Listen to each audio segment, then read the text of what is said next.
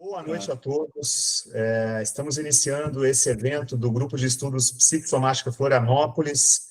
É com muita alegria que a gente consegue reunir tanta gente interessada em trabalhar esse tema de uma maneira não convencional, como eu já tinha dito para algumas pessoas, justamente porque o propósito do grupo de estudos sempre foi agregar conhecimentos da medicina e da psicanálise. E hoje aqui a gente não vai fazer diferente. Estamos trazendo um colega que é médico, psiquiatra, e um colega que é psicanalista.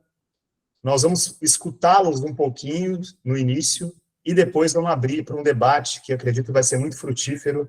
Então, é bem importante que vocês estejam à vontade para participar, para articular suas próprias ideias, suas experiências clínicas.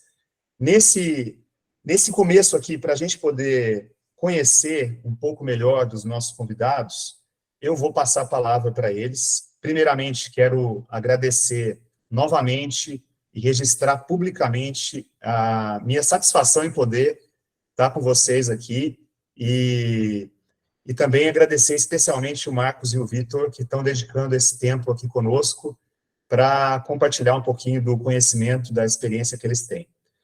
Primeiramente, então, quero convidar para falar com a gente o Marcos Bressan Leite. Marcos, para quem não sabe ainda, se formou em medicina comigo em 2008, lá na UFPR, em Curitiba. Nós seguimos caminhos diferentes, de forma como acontece, né? Depois que uma turma de medicina se forma, os caminhos são muitos alunos, egressos do curso. Mas o que sempre me chamou a atenção no Marcos, desde a faculdade, é que ele já tinha um olhar e uma escuta diferenciada. E ele vai contar um pouquinho do percurso da medicina aqui. Se eu não estou enganado, né, Marcos? Você já fez homeopatia, já fez medicina de família também, como eu, e também fez psiquiatria. Mas, enfim, passo a palavra para você se apresentar. Seja muito bem-vindo, obrigado por você estar conosco aqui. Grato aí, Bruno, pelo espaço, pela oportunidade. Fico feliz com o convite, a oportunidade de compartilhar e de aprender também, porque é uma abordagem que eu não tenho tanta familiaridade assim, digamos, com a psicanálise com esse viés de Lacan, né? Li os textos, gostei, achei interessante. Então, meu percurso, como o Bruno comentou, né?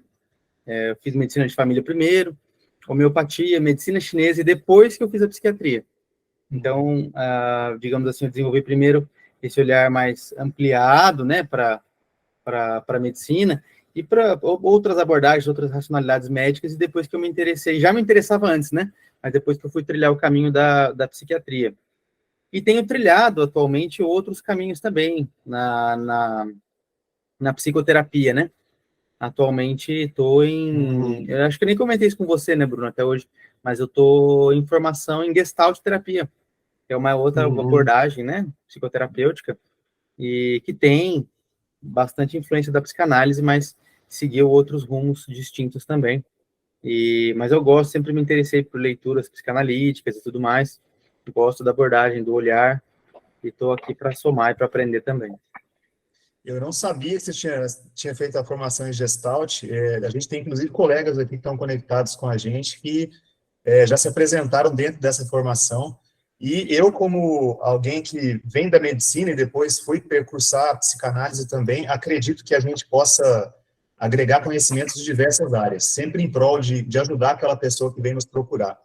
Muito legal, então, seja bem-vindo, viu, Marcos? Fiquei muito feliz com o seu aceite ao convite. E, da mesma forma, passo a palavra para o Vitor, para ele se apresentar também, falar um pouquinho do percurso dele.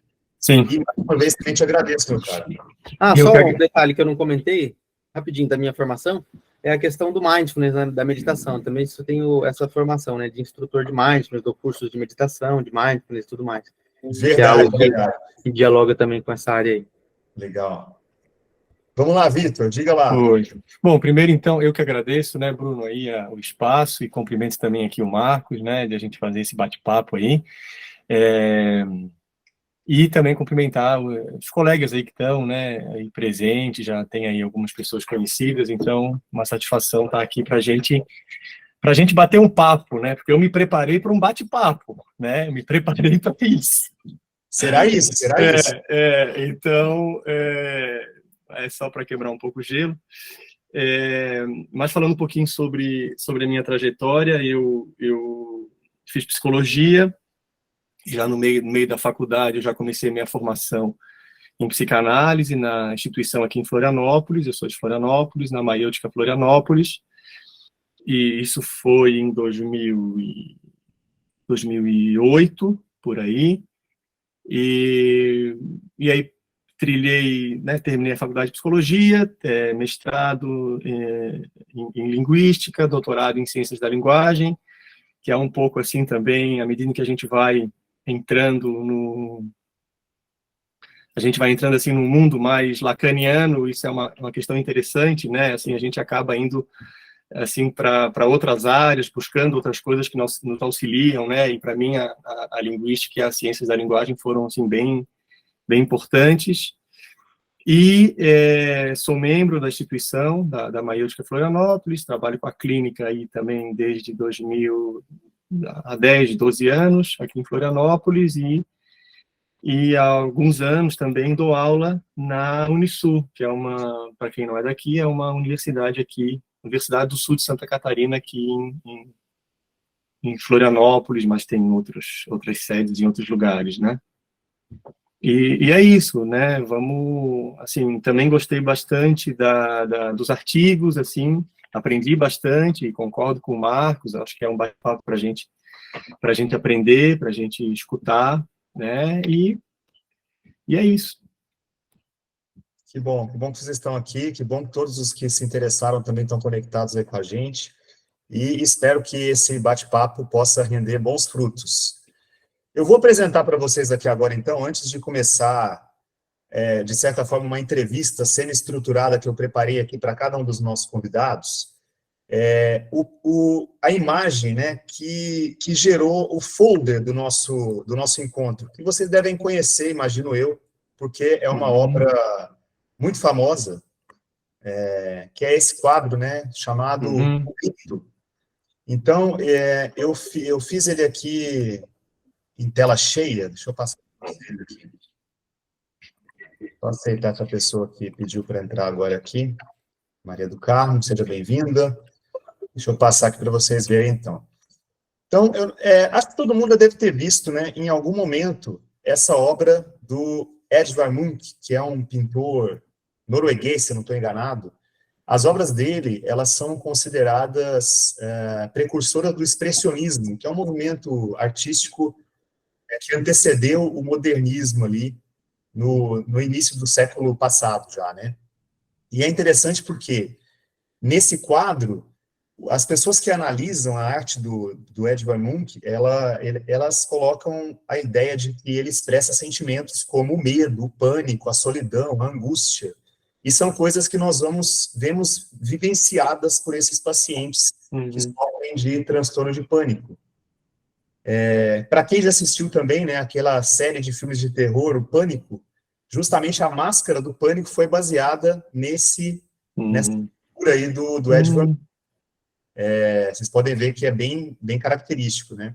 Então, em todos os encontros no grupo de estudos de psicossomática, a gente tenta fazer uma certa articulação com alguma coisa de arte, né? E como não poderia deixar de ser, eu resolvi colocar isso aqui como uma introdução para o nosso bate-papo. Depois, se vocês quiserem, né, trazer algum comentário sobre esse quadro, essa obra de arte, também estão à vontade para fazer isso. Agora, eu vou, então, começar o nosso bate-papo, inicialmente pelo Marcos. E Marcos, sinta-se bem à vontade, assim como o Vitor mencionou, é um bate-papo, tá? A gente está aqui para trocar ideia, informação, conhecimento, e não espero nada muito teórico de vocês, embora vocês possam usufruir da teoria para nos ajudar aqui, né? Antes de fazer a pergunta inicial para você, eu quero constatar uma coisa que eu acho que você já deve ter percebido como médico, né? Os pacientes que sofrem de transtorno de pânico, geralmente, eles não procuram um psiquiatra ou um psicanalista de cara. Eles vão bater na porta de um clínico geral numa emergência ou numa situação de uma consulta médica de um cardiologista, porque inicialmente, esses pacientes acreditam que realmente está acontecendo uma doença com eles, com alguma alteração anatômica nesse corpo, alguma lesão. Então, é muito comum essas pessoas procurarem a urgência achando que estão infartando. E a sensação do pânico, ela mimetiza de forma muito realmente parecida um infarto agudo do coração. Eu, desde que me formei, trabalho em urgências e emergências, e eu venho reparando, né, que a incidência do transtorno de pânico, se não está aumentando, ela pelo menos é muito prevalente. É muito difícil a gente passar uma semana, duas, no plantão, sem receber alguém que chega com sintomas característicos como é o pânico. E, obviamente, eu não estou aqui para dizer que os pacientes estão fazendo errado, de procurar um médico generalista. Por quê? Porque para a gente definir um diagnóstico como transtorno de pânico, antes é preciso você afastar esse paciente não esteja, de fato, infartando, ou com uma úlcera perfurada do estômago, ou com uma crise de asma. Então, essas doenças orgânicas, elas existem, e é função do médico generalista, o clínico geral, fazer, né, o acolhimento desses pacientes, examiná-lo, porventura solicitar exames complementares e verificar o que está acontecendo. Só que acontece muitas vezes dos médicos dizerem para os pacientes que não têm nenhum exame alterado que eles não têm nada. E isso é muito danoso, né, para quem está ali sofrendo com um sintoma que certamente é real. O sintoma, primeiramente, como vocês leram no artigo, né, ele acomete o real do corpo. A pessoa não está inventando, não está simulando aquilo ali, ela sente na carne mesmo, como se fosse uma experiência de que vai morrer. E a nossa proposta de trazer esse tema aqui para o debate, construir uma coisa mais elaborada desses sintomas, é justamente poder valorizar o que esses pacientes passam como sendo algo tão sofrido quanto um infarto real do coração, né? Então, meu querido Marcos, a pergunta que eu pensei aqui inicialmente para perguntar para você envolve a questão de como que a psiquiatria, né, no seu entendimento, e como que você, na sua experiência clínica, levanta hipóteses sobre a gênese, as causas do transtorno de pânico. Há no ambiente da psicanálise, muitas vezes, alguns autores que criticam certos colegas psiquiatras, não todos, que fique bem claro, que acabam se valendo de uma abordagem muito descritiva dos transtornos psiquiátricos e não muito contextualizadora, para poder entender o que está simbolizado, o que pode estar expresso naquele transtorno. Então, você, meu querido, como um médico psiquiatra, né, e como conhecedor da literatura psiquiátrica, o que você pode nos dizer, assim, como é que a psiquiatria entende o transtorno de pânico? Por que ele acontece no olhar da psiquiatria? Você tem que abrir o seu áudio aí, que acho que está fechado agora. Aí. Beleza, Bruno. Uma pergunta é o porquê você tá falando. Isso, por que acontece o transtorno de pânico no olhar da psiquiatria? Tá. Então, assim, de fato, como você disse, dentro do olhar psiquiátrico, busca-se pouco, as razões, digamos, psicológicas, psicodinâmicas na raiz dos transtornos, né? Na raiz das manifestações, dos sintomas, né? Busca-se muito, digamos assim, causas orgânicas ou genéticas, coisas desse tipo, certo? Há uma incidência genética, isso é comprovado, né? Nos transtornos ansiosos, de modo geral. Então, a classificação psiquiátrica, ela é nosográfica, né? O que significa isso? Ela estabelece um local em que os grupos de transtornos se agrupam, digamos assim, né? Por similaridade. Então, o transtorno de pânico, ele faz parte do grupo dos transtornos de ansiedade, digamos assim, né? Onde estão os grupos de ansiedades específicas, por exemplo, a ansiedade pela saúde, né? Aquele indivíduo que sente uma ansiedade pensando que ele pode estar com algum problema, aparece uma pintinha, ele acha que pode ser um câncer, procura um médico, isso e aquilo, né? Ansiedade pela saúde. Ansiedade por separação, ou seja, algum ente querido, né? Um filho, um pai, um irmão, companheiro, companheira, sai de casa, a pessoa se preocupa achando que vai ter um acidente, desenvolve pensamentos catastróficos, enfim. A ansiedade generalizada acontece quando essa preocupação se dá em várias áreas diferentes, como a gente falou, saúde, né, perda de entes queridos, finanças, aparição em público, enfim, aí é o grupo da ansiedade generalizada. E o pânico é chamado de ansiedade paroxística, né, o que ela uma erupção de um quadro ansioso súbito, né, sem que haja um estímulo presente.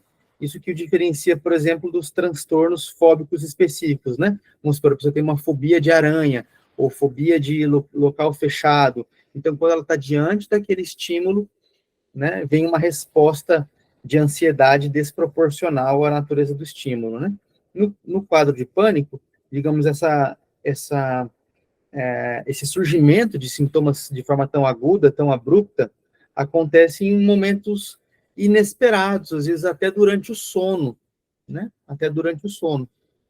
Então, normalmente a pessoa não está, naquele momento, em contato com uma situação que pode gerar uma ansiedade normalmente, certo?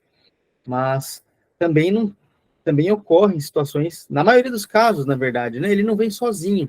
O transtorno de pânico está ligado a outros quadros ansiosos, fobias específicas, ansiedade generalizada, e muitas vezes quadros depressivos também. Então, isso é mais regra do que exceção, né? Essa junção de sintomas que compõem aí outros transtornos, outros quadros clínicos, né?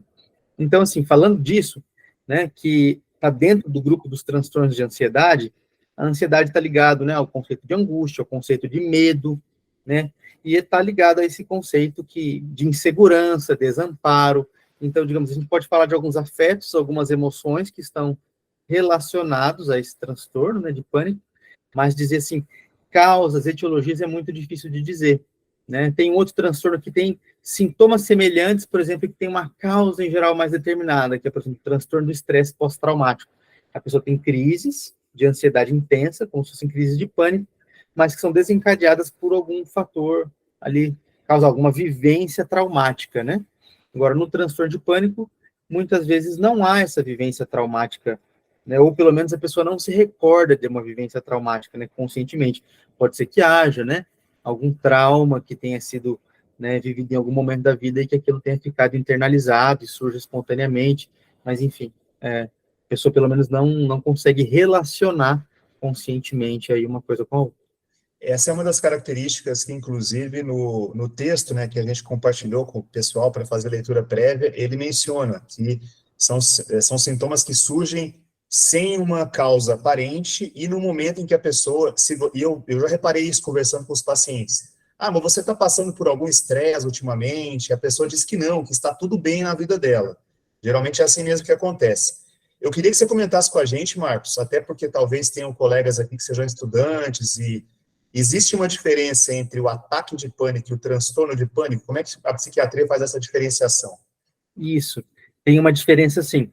Então, digamos, o ataque de pânico, né, ou também chamado crise de pânico, mas o nome mais usado realmente é ataque de pânico, é uma crise específica, ou crises esporádicas, isoladas, né, que podem acontecer, digamos, unicamente ou junto com algum outro transtorno, como a gente falou, um transtorno de ansiedade generalizada, um transtorno depressivo, enfim, outros quadros clínicos, e esporadicamente a pessoa tem um ataque de pânico, que é caracterizado por essa, digamos assim, esse medo intenso, né, e muitos sintomas somáticos, como o Bruno comentou, fazem com que o paciente muitas vezes procure, né, o clínico geral, o cardiologista, pneumo, gastro, são os clínicos mais procurados, né, por conta da intensidade de sintomas cardiorrespiratórios, então muita taquicardia, sensação de opressão torácica, respiração acelerada, então a pessoa pensa que ou está tendo um infarto, ou está tendo, sei lá, uma arritmia cardíaca, ou uma crise de asma, né? Então, esses são os profissionais mais procurados. E também sintomas gástricos são muito comuns, né? Dor abdominal, desarranjos, vômitos, diarreia, enfim, podem acontecer também. Então, palpitação, transpiração excessiva, né? E medo de enlouquecer ou medo de morrer, né? São sintomas aí que caracterizam um ataque de pânico. Quando esse ataque, digamos, é repetido, ele acontece em diversos momentos da vida da pessoa, e ele está ligado também a um conjunto de sintomas que vão aparecendo para que se evite ter essas crises, esses ataques, ou seja, a pessoa começa a limitar a vida dela. Ah, eu não vou no cinema porque vai que eu tenho um ataque de pânico dentro do cinema. Como é que vão me acudir? Como é que eu vou fazer? Ah, me chamaram para ir no aniversário ou ir num barzinho, enfim, não vou porque pode acontecer um problema lá, posso ter um ataque, enfim. A vida social, a vida amorosa, toda a vida relacional vai ficando restrita em função do medo de ter medo, do medo de ter ataque de pânico. Aí é o que caracteriza o transtorno do pânico. Legal. Inclusive, ele também comenta isso no artigo, né, que a gente compartilhou, sobre essa questão da evitação de situações e do medo daquilo acontecer novamente. Tem um pedaço do artigo aqui, Marcos, que eu queria que você comentasse. Logo no comecinho, ele comenta, né, elas comentam, que são duas autoras, sobre essa questão dos reposicionamentos sociais que vem acontecendo na sociedade moderna contemporânea, a mudança nas estruturas familiares, né, aquela família nuclear tradicional já praticamente se vê muito menos do que outrora, e que essas mudanças elas estariam trazendo uma crise de referências, e isso produz diversos efeitos nos modos de organização psíquica.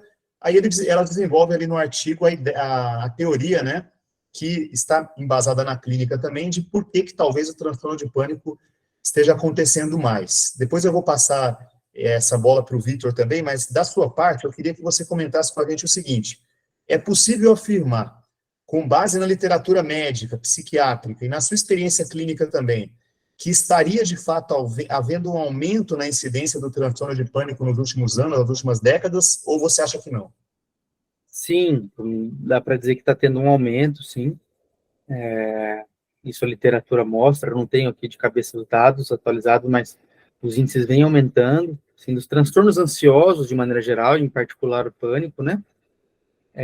E na clínica a gente observa isso, principalmente no pós-pandemia, durante a pandemia e no pós-pandemia, houve um aumento significativo aí desses quadros ansiosos, principalmente do pânico, né? E a gente pode dizer, sim, que, de fato, essas mudanças estruturais da cultura e da sociedade têm uma relação íntima com isso que a gente observa na clínica, né? Digamos assim, o mundo é muito menos estável, muito menos garantido do que se acreditava em outros momentos históricos, né? E a Covid chegou para mostrar isso também, né? A Covid Exato. talvez seja um grande exemplo do desamparo, né? Especialmente Exatamente. no meio da pandemia. Mostrou que não tem nada garantido, né? Que a gente não tem nada no nosso controle, né? E do dia para a noite a situação pode se transformar, né? De forma intensa, né? Então, lá no Oriente, né? No Oriente eles dizem o seguinte, que a única coisa certa e garantida é que tudo vai seguir se transformando, ou seja, a única coisa que é permanente é a impermanência. E isso está cada vez mais palpável no nosso mundo, né? Então, todas as estruturas sociais, todos os referenciais, eles estão derretendo, né? Como se fazem referência nos artigos, né? A modernidade líquida, aquele conceito do sociólogo Bauman, né? Enfim, as estruturas, né? Que davam algum arcabouço de segurança, né? No que se basear, algumas figuras de autoridade, né, que baseavam assim, as escolhas, os caminhos que cada um tem disponível para seguir, já não estão mais lá. Cada um se vê, digamos assim, diante da situação de escolher o seu próprio caminho. E isso assusta. A gente, inclusive, né, na clínica psicanalítica atual, a gente fala sobre isso, como inventar um caminho para si dentro dessa modernidade líquida e seguindo algum valor ético e moral que consiga deixar você de acordo com o seu próprio desejo. Esse talvez seja o grande desafio na clínica hoje. Outra coisa que eu ia te perguntar, como é que hoje, atualmente, né, você mencionou esse cenário pós-pandemia e tudo mais, como é que chegam os pacientes no seu consultório, por exemplo, esses pacientes que têm sintomas de pânico? Eles são encaminhados por outros colegas, ou eles vêm por demanda espontânea, entendendo que eles precisam de um atendimento psiquiátrico, uma terapia? Olha, de fato, Bruno, a maioria vem encaminhado, porque eles costumam ir, principalmente aqueles que já estão em tratamento por depressão, por alguma outra coisa, e começam a ter sintomas de pânico, por exemplo, ou já tiveram algum quadro anterior de ansiedade, já tem algum tratamento prévio, às vezes procuram espontaneamente. mas muitos casos em que a pessoa nunca realizou tratamentos nem psicológicos, nem psiquiátricos, nem psicanálise, enfim, e ela começa a ter esses sintomas, a via mais natural é buscar pronto atendimento, buscar consultório de cardiologista, aí faz avaliação, faz exames, não encontra uma causa orgânica, e eles falam, olha, vai no psiquiatra, porque o teu problema é esse. Aí a pessoa chega no consultório. Normalmente esse é o caminho. E quando eles chegam, o que você costuma colocar na clínica psiquiátrica como plano terapêutico para esse tipo de paciente que tem o transtorno de pânico ou que sofre de ataques de pânico muito recorrentes? Tá. Então, assim, tem várias coisas que podem auxiliar, né? Medidas não farmacológicas, né? A própria autoobservação, né? Respiração, meditação. Geralmente a gente dá orientações nesse sentido, né? De manejos, né? De autossuporte, né? Para que a pessoa evite esse mecanismo de ficar indo no pronto-socorro, certo? Porque é algo que é muito comum nesse transtorno, visitas frequentes ao pronto-socorro, pronto-atendimento, né? E as medidas aí a psicoterapia, claro, e as medidas farmacológicas, o que a gente usa, né, para esse tratamento, são os antidepressivos, digamos, né? Então, antidepressivo, né, tem esse nome, mas é só um apelido para a molécula, né?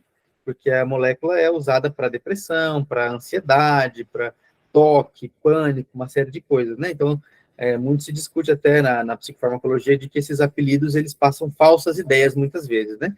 Com antidepressivo acontece a mesma coisa, é uma molécula que é utilizada para tratamento de diversos quadros, entre eles os quadros ansiosos e os quadros de pânico, né? Então, é o tratamento de base do ponto de vista da psicofarmacologia. E, para os momentos de crise, né, se utiliza os chamados benzodiazepínicos, né, aqueles ansiolíticos propriamente ditos, são usados preferencialmente só em momentos de crise, né? Tem que se tomar cuidado, porque são remédios que podem trazer mais efeitos colaterais, tem potencial de abuso, potencial de dependência. É um medicamento para usar só no momento mesmo que a pessoa sente que ela está em vias de procurar um hospital. Então, para evitar essas idas ao hospital, porque chega lá, vai passar por todo um sofrimento que envolve, né, esse atendimento no pronto atendimento. Então, o ideal é que ela consiga ter esse manejo em casa, né? Essa questão da abordagem psicofarmacológica era algo que eu também gostaria de te perguntar, já que você já entrou nisso. Tem alguma molécula que hoje tem a melhor evidência de benefício, especialmente assim em relação ao tratamento do pânico, de uma maneira não na crise, mas alguma coisa que ajude mais o paciente do que outro? Não, Bruno, não tem assim uma molécula preferencial. O que vai variar mesmo são questões de interação medicamentosa, de tempo de meia-vida do remédio, né? Enfim, de efeitos colaterais potenciais que vai diferir de um fármaco para o outro, né? Mas os inibidores seletivos da recaptura de serotonina ainda são as moléculas de, digamos, primeira escolha, né? E aí, junto com eles, os duais, né? Então, os inibidores seletivos são a fluoxetina, sertralina, paroxetina, escitalopram, fluvoxamina, esses assim, e os duais, venlafaxina, desvenlafaxina, duloxetina, são todos eles considerados moléculas de primeira linha para esse tratamento, mas sem uma preferência por uma ou por outra. Tá. Aqui a gente entra num debate bem importante, né? Especialmente a psicanálise tem trabalhado em conjunto com a psicofarmacologia. Eu já escutei vários analistas comentando sobre esse assunto, depois até quero ouvir a opinião do Vitor. Acho que a psicofarmacologia não exclui a psicanálise e vice-versa. Claro. Porque, especialmente, por exemplo, nas pessoas que sofrem de pânico, a gente percebe que, de fato, tem horas que você não tem como nem fazer uma terapia se a pessoa não está um pouco mais estabilizada daqueles sintomas somáticos que vêm como uma avalanche atrapalhar a vida dela. Aí a grande pergunta que eu te faço, até para saber como é que você maneja isso na sua clínica, por quanto tempo usar o psicofármaco? E Certo. como fazer para que a suspensão dele seja mais gradativa, mais fácil do paciente tolerar? Legal, Bruno. Então, eu vi uma pergunta ali, enfim, mas a gente pode entrar depois, eu vi uma questão do lorazepam, né? Mas, então, o fármaco ideal é que ele se mantenha de 6 meses a 1 ano, a partir do momento em que a pessoa se sente bem, se sente mais estável, sem crises, né? Esse é o plano inicial, digamos assim, né? de 6 meses a 1 ano estável, a gente pode considerar uma retirada gradual. Então, para que a pessoa não sofra tanto nesse momento, o ideal é que seja uma redução de dose gradativa, né? Para que ela fique mais confortável. Então, já aproveitando ali o link da pergunta, eu não consegui ler quem que perguntou, mas sobre o benzodiazepínico, o lorazepam. Quando a pessoa está precisando usar diariamente um benzodiazepínico, como seja lorazepam, diazepam, clonazepam, qualquer um desses, é porque o tratamento não está adequado. Porque se o tratamento estiver adequado, a pessoa não vai ter necessidade de usar com frequência o benzodiazepínico. E usando 2 vezes ao dia, possivelmente essa pessoa já está dependente do medicamento, né? Então, ela precisa de um desmame bem gradativo, porque pode ter, inclusive, sintomas de abstinência e tudo mais. Então, se a pessoa não toma, além do quadro da ansiedade dela, junta-se sintomas de abstinência do medicamento. Estou falando dos benzodiazepínicos, tá? Sim. Os antidepressivos não dão abstinência, tá? Eles não têm risco de dependência. O que pode acontecer na retirada é o chamado efeito rebote, né? Síndrome de retirada. Então, algumas moléculas, mais do que outras, podem trazer sintomas ansiosos ou de irritabilidade se fizer uma retirada abrupta. Por isso que a retirada gradual é indicada. Mas eles não têm esse mecanismo porque a dependência ele envolve, né? Tolerância, aumento de dose, tudo mais. Então, nos benzodiazepínicos, todos esses mecanismos podem acontecer. A pessoa desenvolve uma tolerância, tem que ir aumentando as doses cada vez mais. Por isso que tem que se tomar cuidado com eles. O que eu observo, Marcos, é assim, eu até converso com os meus alunos, a gente tem um ambulatório na Unisul também, eu dou aula na mesma instituição que o Vitor, e eu dou aula para os alunos de medicina, a gente trabalha essencialmente ambulatório de medicina de família. Existem muitos pacientes, né, que já estão tomando as medicações muito mais tempo do que você mencionou, como seria o cenário ideal, de 6 meses a 1 ano.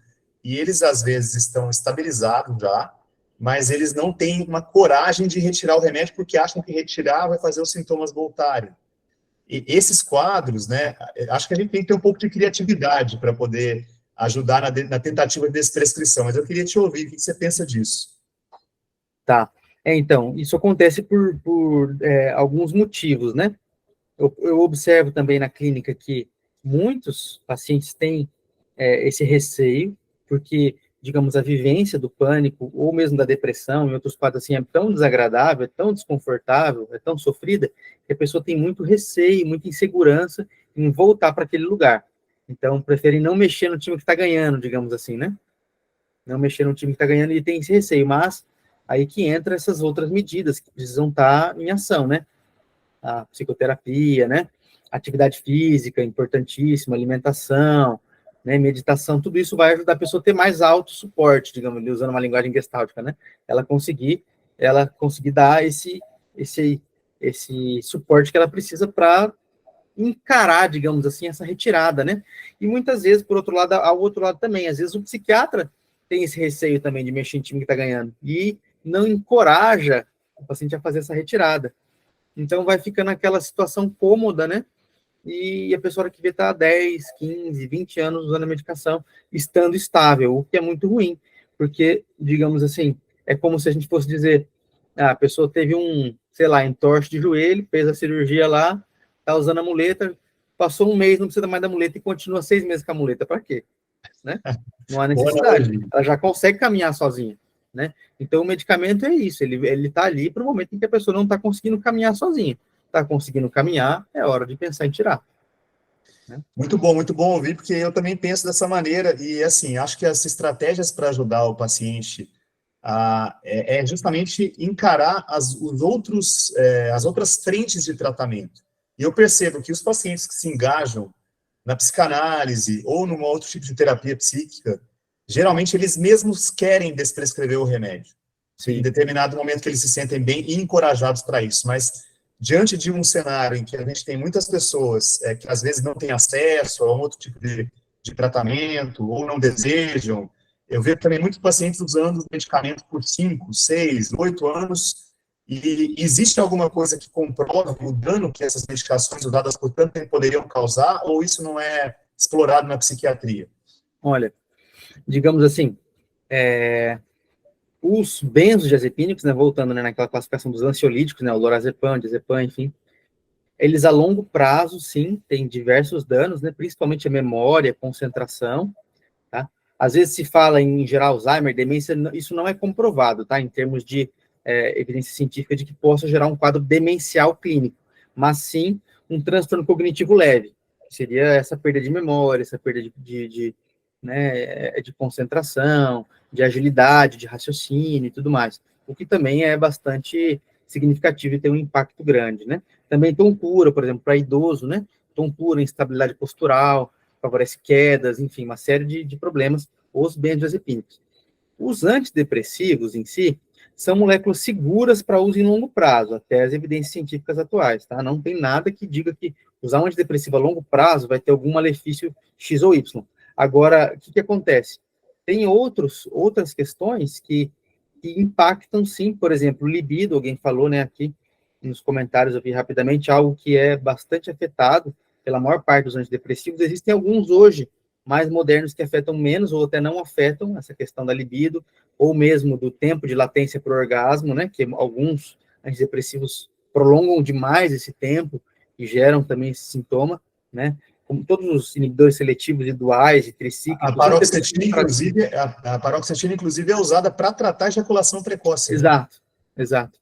É usada para tratamento de ejaculação precoce porque prolonga esse tempo de latência, mas outros antidepressivos também têm essa propriedade, né, com menos intensidade que a paroxetina, mas tem também essa propriedade. Então, às vezes, por exemplo, pode gerar anorgasmia, tanto para o homem como para a mulher, por exemplo, perda da libido, que é um efeito colateral péssimo, digamos, né? Além de outro efeito menos falado, mas que também impacta, que é a perda do colorido emocional, né? Uma espécie de plastificação dos afetos. A pessoa assiste filmes emocionantes e já não se toca, não se emociona, tudo fica meio morno, tudo fica meio tanto faz, né? Isso é um efeito colateral indesejado, né? E que muitos depressivos podem provocar. Não dá para prever, e cada pessoa vai sentir isso num grau, numa intensidade, né? Mas é muito frequente na clínica e é muito ruim, né? Há uma perda da intensidade do viver, né? É como se a vida ficasse mais preto e branco, a pessoa se tornasse até certo ponto anestesiada, né? Sim, isso eu já ouvi de alguns pacientes, viu? Doutor, eu não sei mais chorar, eu não me emociono mais. Então, eu acho, inclusive, que isso dificulta a pessoa querer se engajar num trabalho psíquico que vai justamente explorar as angústias, explorar os afetos, né? Então, assim, o Marcos já colocou essa questão da importância do tratamento psíquico, né? E antes de eu passar para o Vitor, que vai falar um pouquinho mais disso, e a gente pensar um pouco nas origens, só para explicar para o pessoal que está mandando mensagem no chat ali das perguntas, que daqui a pouco a gente vai ter um tempo para vocês poderem fazer essas perguntas, tá? O Yuri vai coordenar ali o debate, quem quiser escrever no chat, ou depois abrir o microfone e a câmera para perguntar, o Marcos e o Vitor vão, ao final, voltar, né, para a gente poder ter esse momento. Marcos, tem mais alguma coisa que você queria acrescentar nesse primeiro momento, meu caro? Não, acredito que é isso. Eu vi alguém, acho que a Simone colocou ali, né, embotamento afetivo. Exatamente, embotamento afetivo seria essa plastificação do humor no grau mais extremo, digamos assim, né? Em que a pessoa se torna absolutamente insensível a qualquer situação emocional, qualquer situação afetiva, né? É o grau mais elevado desse estado. Pode até acontecer no uso de alguns antidepressivos, né? Bom, então, eu agradeço por essa primeira parte da nossa entrevista, digamos assim, e agora, antes de passar para o Vitor, eu quero só projetar para vocês aqui, para quem não conheceu, né, o artigo que a gente está propondo trabalhar como base para esse debate aqui, e é esse daqui, né, o transtorno de pânico, uma manifestação clínica do desamparo. Essas duas autoras, que são as responsáveis pela redação desse artigo, elas são psicanalistas. Então, sempre que eu compartilho algum artigo aqui, eu sugiro às pessoas, né, olharem qual que é o viés de quem está escrevendo, qual que é a ilha de conhecimento da qual está se partindo para analisar aquele problema. E acredito que a gente possa ter benefícios de olhar para as coisas através de várias ilhas de conhecimento. Assim, a gente consegue realmente construir uma forma mais ampla de clinicar, especial nesse tema que a gente está falando aqui. Não fiz essa pergunta para você, viu, Marcos? Mas vou deixar ela na gaveta, que seria a seguinte: qual o tratamento psíquico indicar, né, em relação ao pânico? Claro que a gente tem algumas evidências científicas que são, de certa forma, como é que eu posso dizer? Tem alguns vieses, né, para a gente chegar até elas. E o que eu tenho reparado é que eu acho que a pessoa conseguindo ter um espaço para falar, seja esse espaço em qualquer linha de terapia psíquica que for, isso vai trazer algum benefício para ela. Porque, justamente, nós entendemos, né, o corpo como uma linguagem, quando a gente olha para os conceitos lacanianos, e se a gente tem algo se manifestando no corpo e não tem um dito ainda sobre isso, a gente não vai conseguir, digamos assim, resolver esse problema. Através dessa perspectiva do desamparo, nós temos um desenvolvimento teórico que essas autoras fizeram nesse artigo. E comentei isso com o Vitor, né? A gente não vai, a nossa proposta ao colocar esse artigo para a gente debater aqui, não é olhar o artigo e dizer que está tudo certo com ele. Tem alguns conceitos aqui, inclusive, que elas trabalham de uma maneira questionável. Mas, de certa forma, essa perspectiva de que há um enfraquecimento da figura paterna, da lei, acho que até o próprio Marx já falou isso na apresentação dele, né? Isso tem relação com a sensação de insegurança, o desamparo.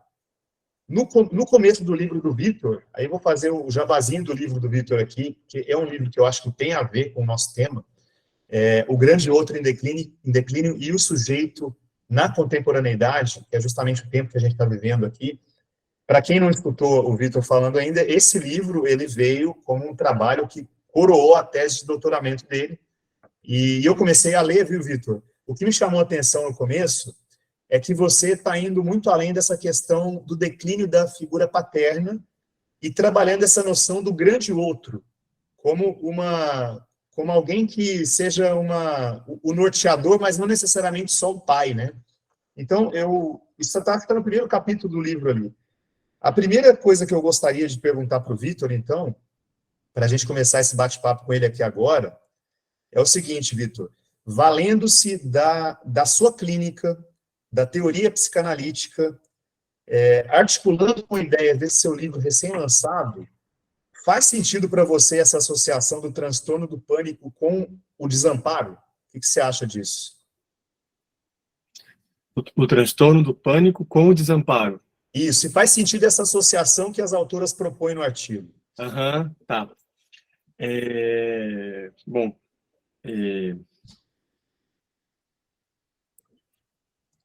primeiro eu acho que vale a pena, assim, né, Bruno, colocar, assim, a complexidade desse assunto. Assim, eu acho que isso também é legal, né, porque, de fato,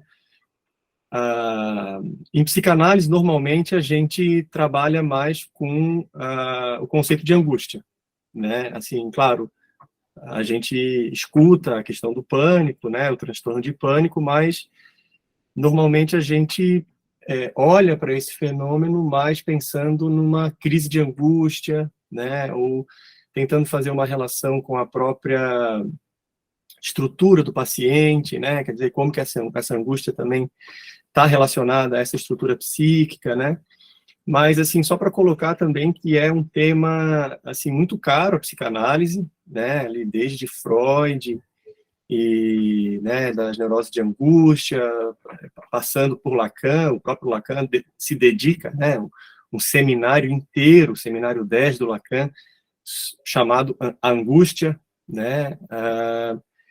Então, assim, é um tema, de fato, assim, importante, porém muito complexo, que nos permite, assim, olhar para ele de vários lugares, várias perspectivas, né? Então, acho que é isso também que o Bruno está também propondo aqui, né? Assim, até mesmo dentro da psicanálise, a gente pode pensar um pouco, né, sobre a ideia do desamparo estrutural, né, aquilo que o Freud coloca, né, que é isso de um desamparo que seria inerente à condição humana, né? A gente poderia pensar esse mal-estar, né, na civilização, mas, claro, não é bem desse desamparo que essas autoras falam aqui nesse artigo.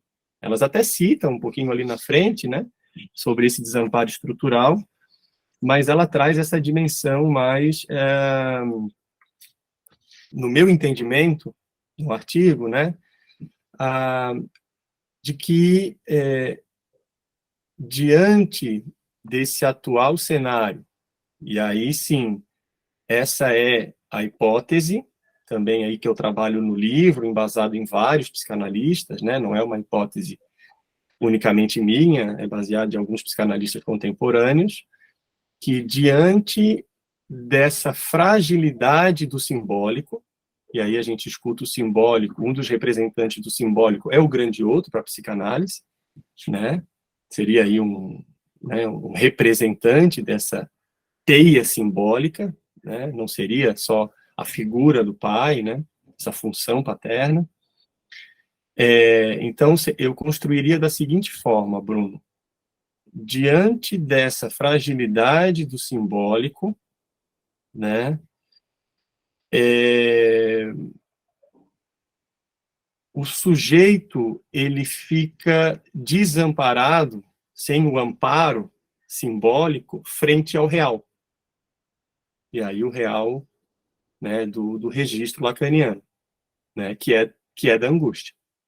Por isso que o Lacan fala que a angústia é o afeto que não engana. Né? Ele não engana porque, de fato, assim, é isso que você não consegue nomear, é isso que você sente no corpo, é isso que te deixa, né, assim, você não consegue, assim, você não consegue incidir ali significantes para deslocá-lo, ou, sei lá, dar sentido para aquela, né, assim, para aquela angústia, para aquele pânico. Aquilo incide muito pouco, né, os significantes frente a esse real. Então, quando a autora fala um pouco disso, né, acho que tem um microfone aberto aí. Eu acho que tem o microfone aberto. Mas quando a autora fala um pouco isso, Bruno, eu entendo um pouco nesse sentido, né, assim, de que deixa eu ver se eu consigo fechar. Maralise e Galdino, se puder fechar o áudio para a gente, por gentileza, acho que está aberto. Maralise? Desativei aqui, pode continuar, Vitor. Beleza. Não, mas era um pouco isso, assim, né,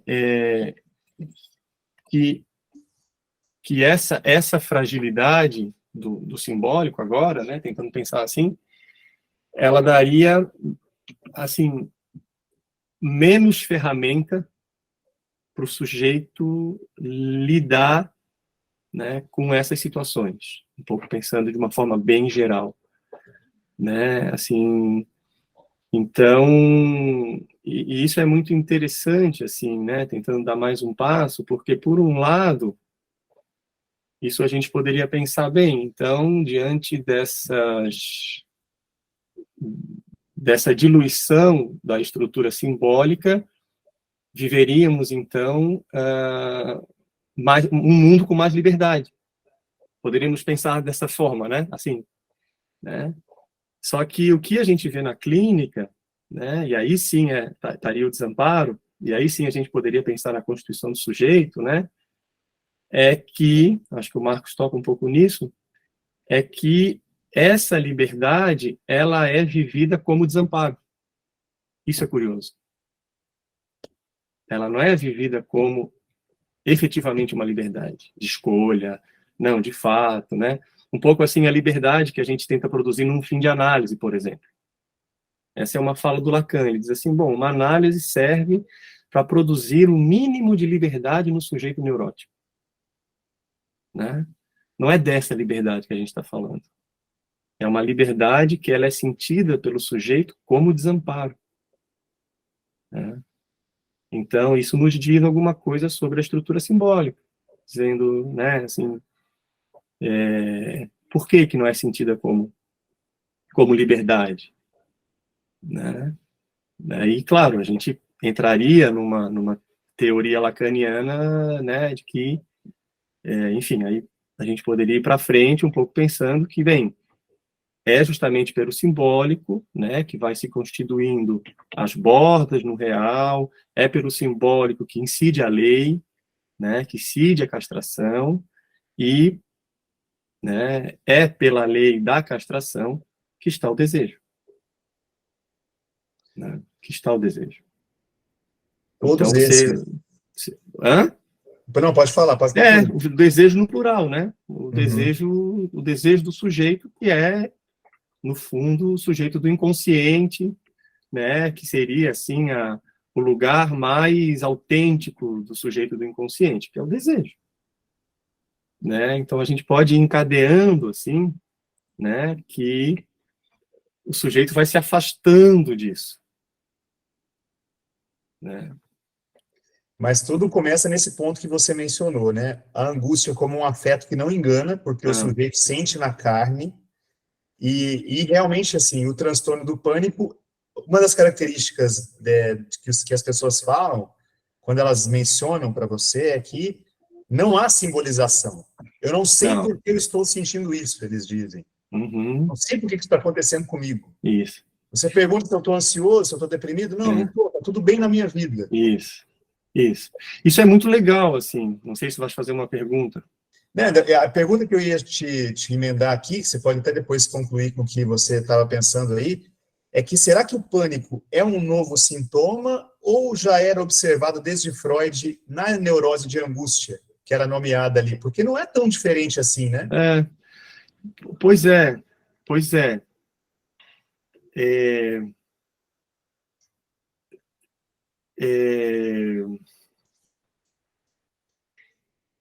Eu colocaria a angústia, eu diferenciaria a angústia de sintoma. Eu diria que o sintoma, justamente, o sintoma, ele tem você consegue dar um bordejamento, né? Você consegue, assim, você trabalha com o sintoma pela interpretação, você interpreta, ele tem uma localização, ele tem uma legitimação social, né? Isso também é interessante, porque isso tem a ver também, né? Assim, né? Um sintoma histérico, um sintoma obsessivo, você vê uma repetição daquele sintoma, né? Quer dizer, mas o sintoma ele teria ele estaria mais no registro simbólico. Ele teria essa dimensão de um registro simbólico também, né? A angústia, ela estaria no registro do real,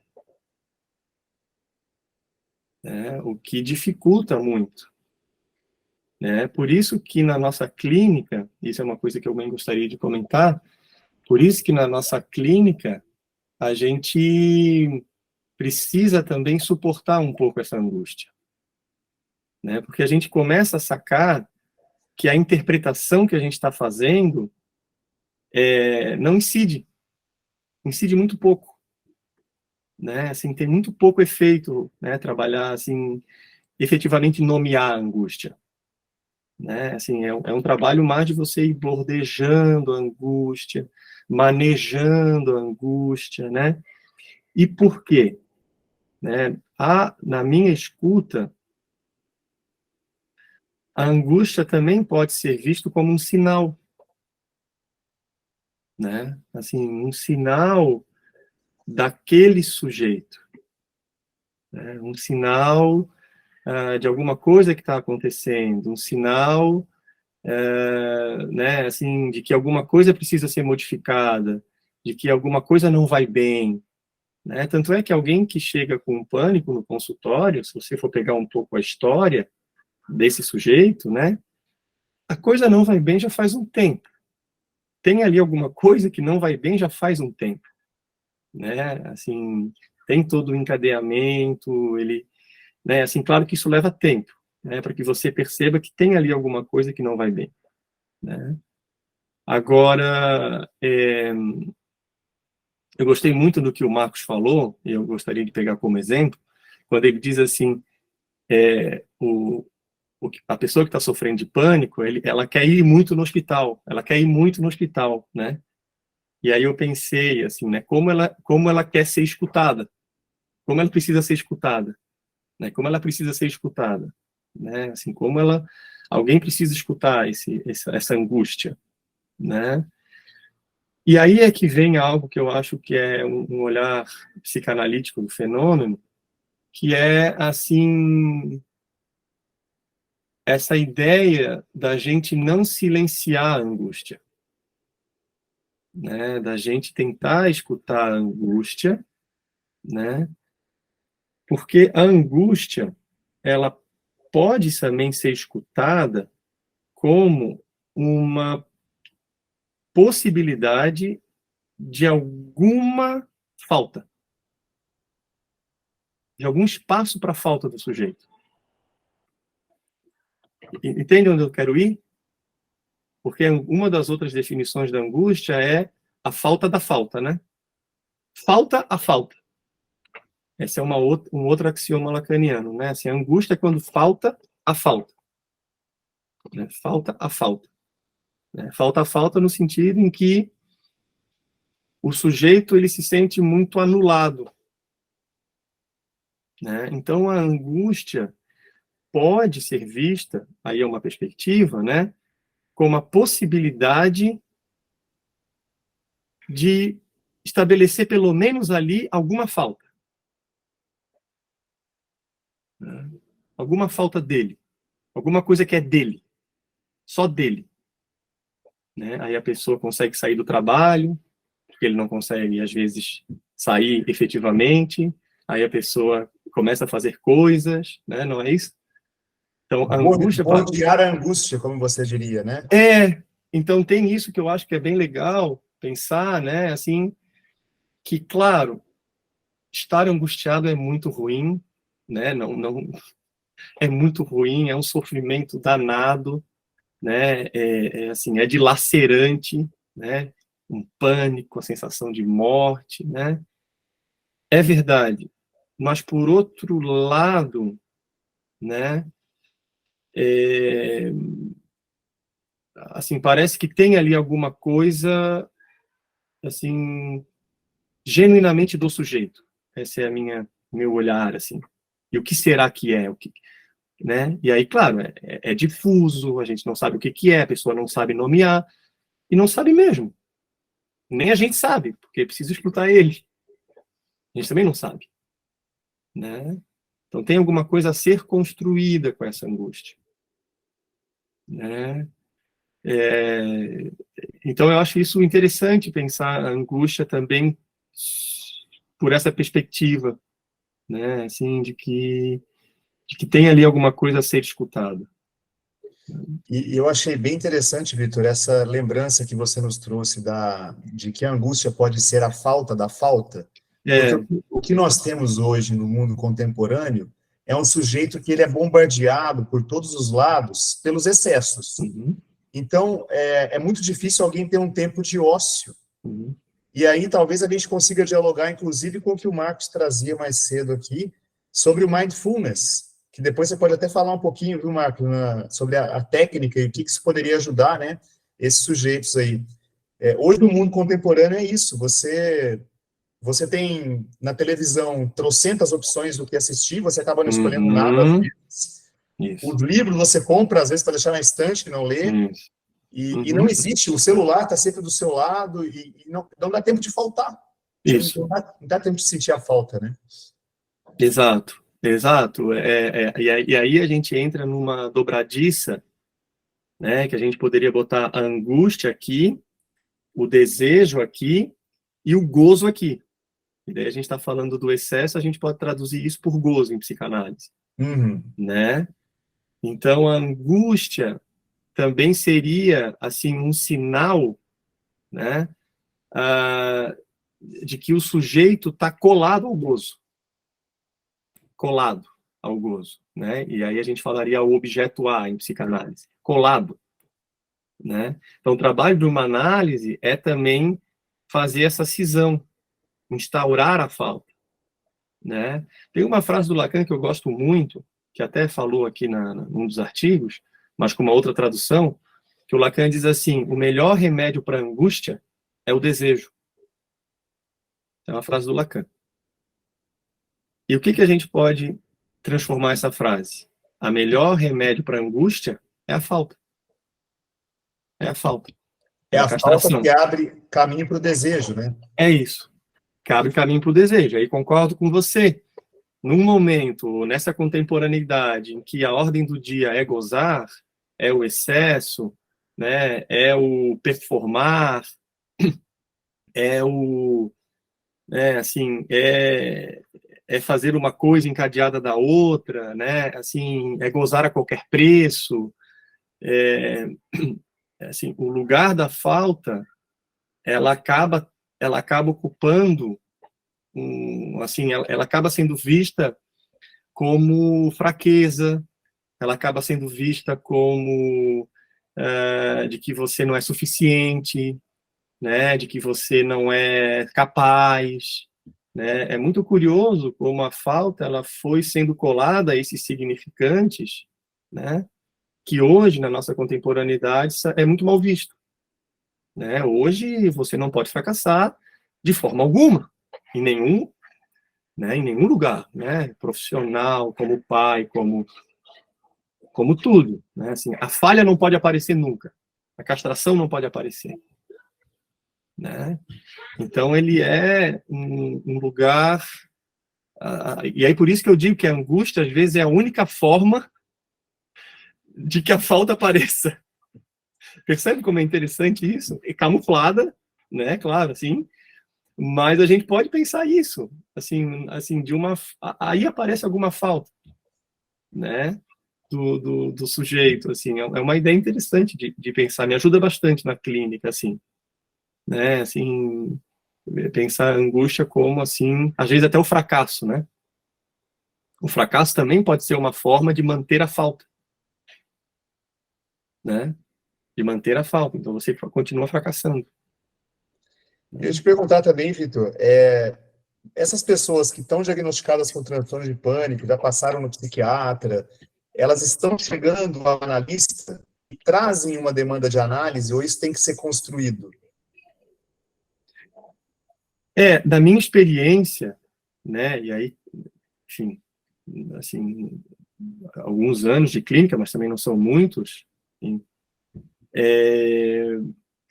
eu diria que o que mais leva o paciente para análise é a angústia. É a angústia. Assim, é a angústia. Ela é a porta. E aí você escuta isso, né? Já tentei isso, já tentei aquilo, já tentei aquilo, já tentei aquilo. É difícil você receber às vezes estudantes de psicologia e psicanalista vão, mas assim, é difícil você receber alguém que já teve um pânico sem passar por psiquiatra. Eu acho que eu nunca recebi.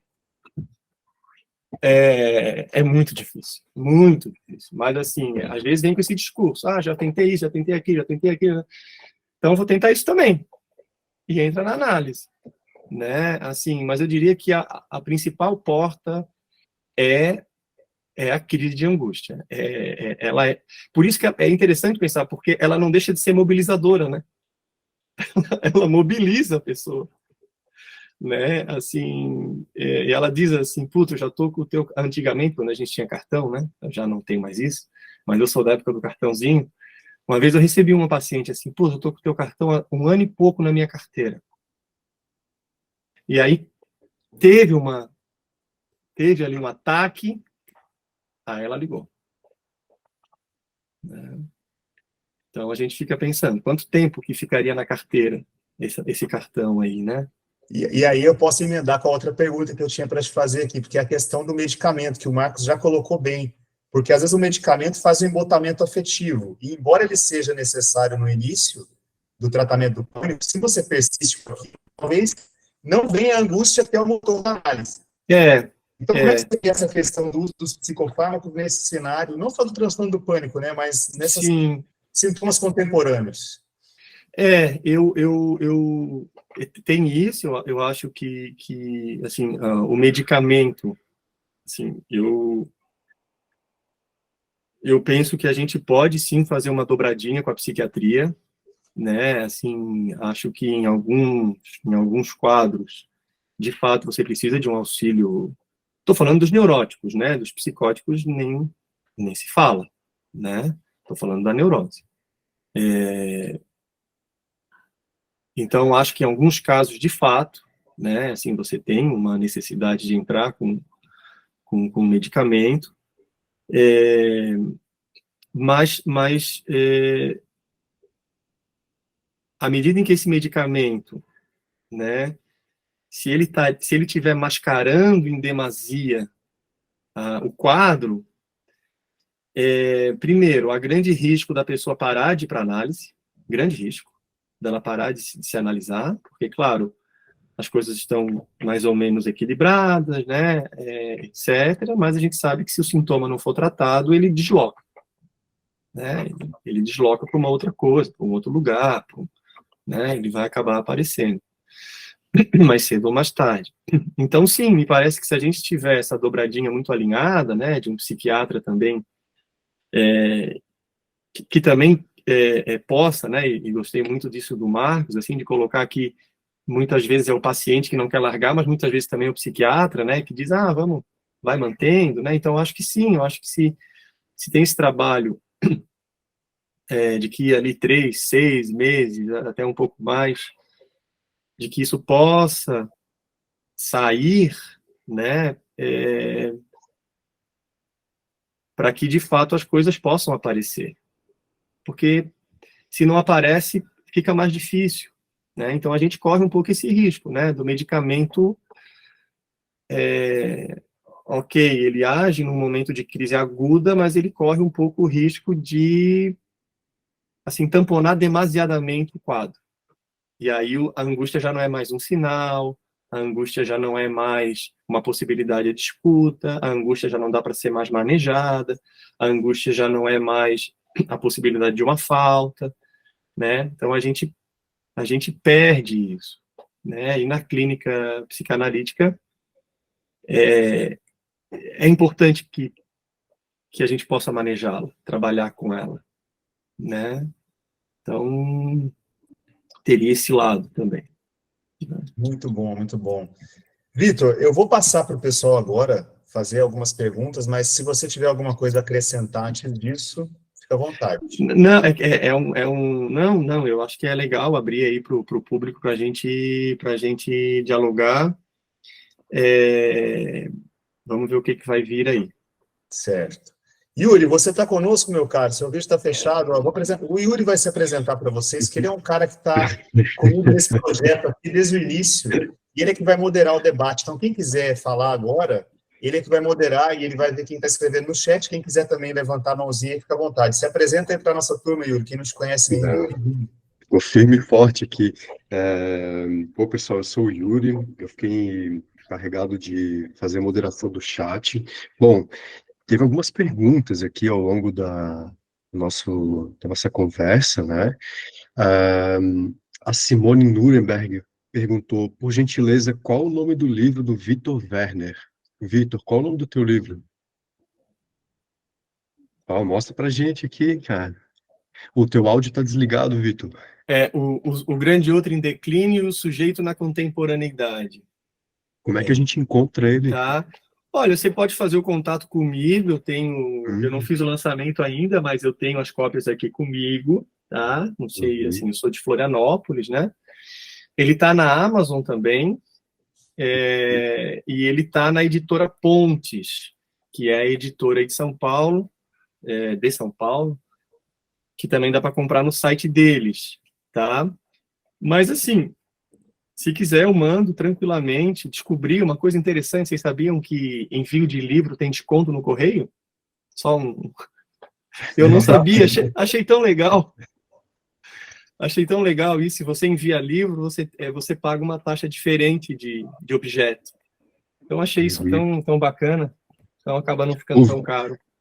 O Vitor, o título dele é O Sujeito em Declínio? O Grande Outro. O Grande Outro. O Grande Outro. Em declínio e o sujeito na contemporaneidade. Grande Outro é um conceito, lacaniano, né? Eu acho que alguém escreveu o nome do livro no chat, foi a Beatriz, eu acho, mas tá escrito lá no chat já, viu? Tá. Seguinte, a Aurora fez algumas perguntas no transcorrer dos temas. Eu vou perguntar para a Aurora se ela não quer abrir o áudio e fazer as perguntas, porque ela fez algumas, na verdade, né? E as perguntas que ela fez foram muito específicas a alguns momentos aí das falas. A Aurora está com a gente aqui. Será que pode abrir o áudio? Aurora, alô? Bom, se ela não estiver, se quiser dar uma lida para a gente ali, Yuri, aí o Marcos e o Vitor podem responder, se sentirem convocados aí. Perfeito. Eu vou lá desde o início, então, né? A primeira pergunta dela foi: no pânico que aparece muito na clínica, nos pronto-socorros, para os médicos e psiquiatras, gostaria que vocês falassem dessa falha na lei da metáfora paterna, como isso acontece. Bom, essa questão é bem psicanalítica aí, da falha na lei, como isso acontece. Talvez, se o Vitor quiser comentar um pouquinho, eu também tenho algumas coisas que eu coloquei aqui do artigo, mas passo para o Vitor primeiro. Se você quiser comentar, Bruno, de minha parte, tudo certo. Inclusive, eu tenho aqui alguns trechos do artigo que podem nos ajudar a responder essa pergunta aí, né? Ali, logo na segunda página do artigo, elas escrevem assim: na perspectiva lacaniana, pai é alguém investido de legítimo poder de intervenção estruturante, do ponto de vista do inconsciente. É uma entidade essencialmente simbólica, que ordena uma função. Então, ou seja, para a gente poder entender essa questão do desamparo, a gente tem que olhar para essa função do pai, na perspectiva lacaniana. Primeiro que essa função ela não é realizada somente pelo pai biológico, mas a figura que atrai o desejo da mãe e descola a mãe da criança para que a criança possa sentir a falta. A falta inicial é a falta da mãe. Então, quando existe uma mãe que está muito colada no filho e não falta, a gente abre caminho aí, na perspectiva lacaniana, principalmente, para a psicose acontecer. E qual é a ideia dessa falha da função paterna? E aí o Vitor vem avançando nesse conceito aí, trazendo no livro dele a questão do grande outro. Quando você não tem essa pessoa ou essa função castradora, né, que tira o desejo da mãe exclusivamente da criança, e mostra para a criança que ela não é tudo no mundo, ela é invadida por perspectivas, inclusive, narcísicas, e ela não vai conseguir viver essa falta. Ela não vai conseguir ter essa...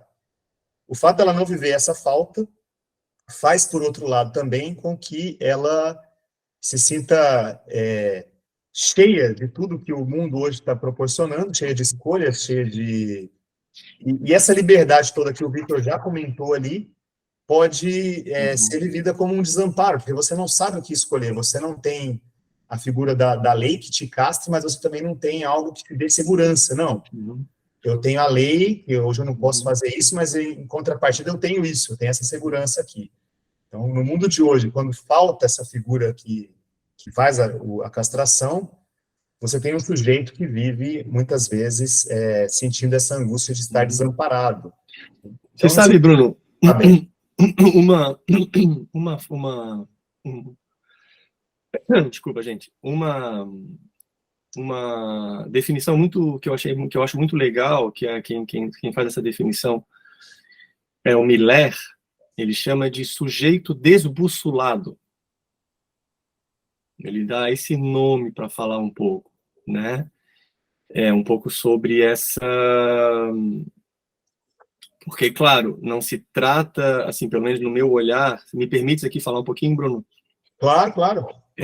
No meu olhar, assim, e aí tem várias perspectivas, é um tema que a gente tem se debruçado bastante, vários analistas, né? Se a questão é no declínio do Édipo, se a questão é no ideal do eu, se a questão é no nome do pai, se a questão é na função paterna, né? São coisas que, de fato, onde você coloca a fragilidade, o produto é diferente, obrigatoriamente em psicanálise, né?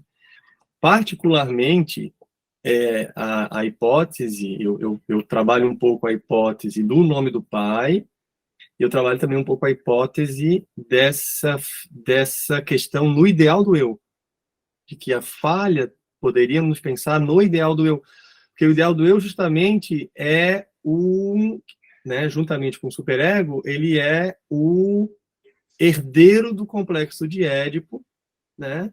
E que ele tem essa dimensão simbólica que ele serve um pouco como um farol para o sujeito, né? Seria aí o narcisismo secundário, né? O produto desse ideal do eu, no sentido assim de que é um farol para o sujeito, de que é um caminho para o sujeito, de que é assim uma direção para o sujeito. Particularmente, eu acho interessante a ideia de que a fragilidade simbólica, a gente poderia pensar desse ideal do eu muito comprometido. Eu não sei bem se é uma falha, porque a questão de falha me faz pensar em estruturas clínicas, né? Eu tento olhar como uma fragilidade, como assim um declínio, a gente pode usar várias palavras, né? Assim, como alguma coisa ali que assim que não sei se é bem uma falha, mas alguma coisa nesse sentido assim de que eu acho que a melhor palavra seria isso, assim, seria assim uma fragilidade, uma estrutura um pouco mais deficitária também não é bom. Percebe, assim, é difícil as palavras, porque a gente vai procurando, mas não acha, né? Mas o fato é que está diferente, né? Eu acho que É alguma coisa assim que você vê que já não... já sei. Assim, a eficácia simbólica acaba sendo outra, ou não tem uma eficácia simbólica. Talvez aí a gente consegue pensar alguma coisa assim, né? Porque a gente sempre corre o risco de, se a gente pensar em falha, a gente cai na questão das estruturas clínicas. Porque se falha o nome do pai, estaríamos na psicose, né? Mas é possível pensar uma falha sem pensar na psicose? Alguns psicanalistas dizem que sim, que é o caso da perversão ordinária, que é o caso da psicose comum, né? Que é o caso assim de algumas coisas que estão sendo trabalhadas ultimamente, né? Assim, de alguma coisa ali no Édipo, e a gente pode pensar assim, aí é uma discussão longa, assim, estaríamos na neurose, mas aí pensaríamos numa perversão comum, que não é a perversão. Mas, enfim, não vou me alongar aqui, mas passa um pouco por essa ideia, assim, né? É algo que está sendo... São hipóteses, eu gosto sempre de pontuar isso. São hipóteses que estão sendo trabalhadas ultimamente, assim. Eu acho que isso vai ao encontro daquela famosa frase do Lacan, né, de que nós precisamos estar atentos à subjetividade da nossa época. Uhum. E hoje, realmente, o que a gente tinha de referenciais sociais na década de 80, 90 já começou a mudar um pouco. É diferente, até pela organização da sociedade mesmo, né? Nós temos hoje famílias, como eu mencionei no começo, que não são estruturadas, talvez, em grande parte, com pais unidos, ou às vezes uma família que tem casais homoafetivos já são mais comuns do que eram há 30 anos atrás, e criam filhos. Então, tudo isso muda a configuração, né? Não é uma questão da gente dizer se melhor ou pior, mas a gente está de novo. São modificações, eu também penso assim, são modificações na subjetividade. Se são melhores ou piores, ainda não sabemos. Ainda não sabemos, né? Assim, eu acho que é alguma coisa realmente assim tá na crista da onda. Sim. Ô, Yuri, tem o Railon levantou a mão e depois o Marcos vai falar também. Tem mais alguém no chat para conversar com a gente? Isso, o Railon levantou a mão, a Ariane também levantou a mão, né? Mas antes a Simone fez uma pergunta aqui no chat, que ela perguntou assim: seria uma estrutura mais narcisista? Eu vou passar para o Vitor daqui a pouco tentar responder isso também, mas eu coloquei aqui uma coisa que está no próprio artigo, né? Quando ele chama atenção em relação ao sujeito que está com esse sentimento de desamparo. Vamos pegar o sujeito que está vivendo uma crise de pânico. Esse sujeito ele tem uma necessidade de pedir ajuda. E o Victor colocou isso bem, né? O Marcos também. Eles às vezes vão no hospital porque eles precisam ser ouvidos. E com essa necessidade de pedir ajuda, de ser amparado, ele precisa de pedir ajuda a um outro. E nisso ele abre mão da autossuficiência narcísica. é a hora que talvez ele realmente reconhece, né, que ele precisa de ajuda para viver em sociedade. E o ser humano, ele tem esse desamparo estrutural desde criancinha, porque a gente é uma das poucas espécies que não sobrevive nem meio dia se não tiver um adulto para confortar essa criança, para alimentar, para cuidar. E quando você reconhece, né, que precisa de ajuda e reconhece o outro, naturalmente nem tanto, mas você pode ter a chance de reconhecer que o outro também é alguém que precisa ser amparado e cuidado. E aí você tem um ciclo positivo, né, de interações humanas. Mas quando você tem o que a colega falou ali, né, de uma sensação de uma autossuficiência narcísica que não está confrontada com nada, você acha que pode tudo, é quando você também está abrindo a possibilidade de um dia você se deparar com desamparo, porque ninguém pode tudo. Não sei se o Vitor quer responder essa pergunta de uma maneira diferente, aí, ou agregar Não, eu concordo com você, eu só ia, assim, acrescentar que quando o sujeito demanda, ele se coloca em falta. Sim. Então tá, podemos passar para o Railon, Yuri? Depois o Marcos vai voltar também com a fala dele. Por favor, Ryan, fique à vontade. A palavra é Com sua. vontade aí, Railon, tem a palavra, meu cara. Oi, gente, boa noite. É, eu queria.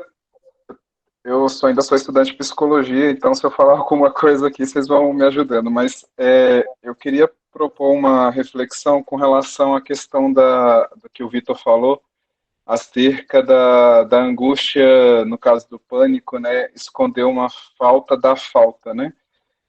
E que o sujeito está colado ao gozo.